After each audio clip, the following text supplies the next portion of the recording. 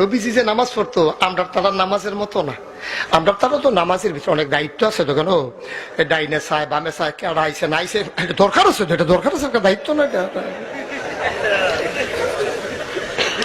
আমরা তারা তো নামাজে করিয়া সারিয়ে ফেলছায়। আবার অনেকে যখন দেখে যে হুজুরে লম্বা কেরাত লইছে এবারে মসজিদের উপরে ফেলছায়, সাইয়া কয় আমরা মসজিদের কাজ দিয়ে অনেক জায়গাত গেছি, এরকম হয় না।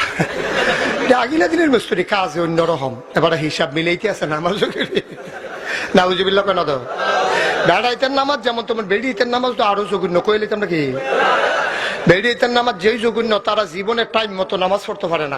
কারণও তো আছে, তারা তো আমরা মতো আছে না কেন, তারা মাশাআল্লাহ সংসারের ঝামেলা আছে ছুটতে ছুটতে কেন, তারপরে দান টান নেওয়ার লাগে, রান্না বান্না করন লাগে, এরপরে ফুচ্ছা টুচ্ছা মুসল টুসল গুসল, এরপরে না নামা আসরের টাইমে গিয়া কেন জুহরের,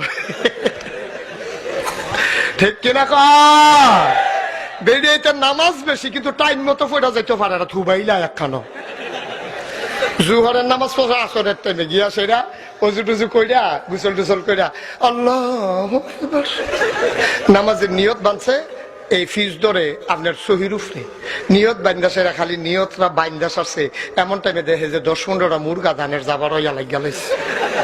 কি মেনুটা দান কেন যে বেডিও টোহাইয়া টোহাইয়া বেড়াইয়া দান আনে, এই বেডির দানের যাবার 15-20টা মুরগা লাগ গেল। এই বেডি নামাজের নিয়তরা সাফা দিয়ে দইরা 800 হেসাইছে সবজি মুরগা আমরান্ডি।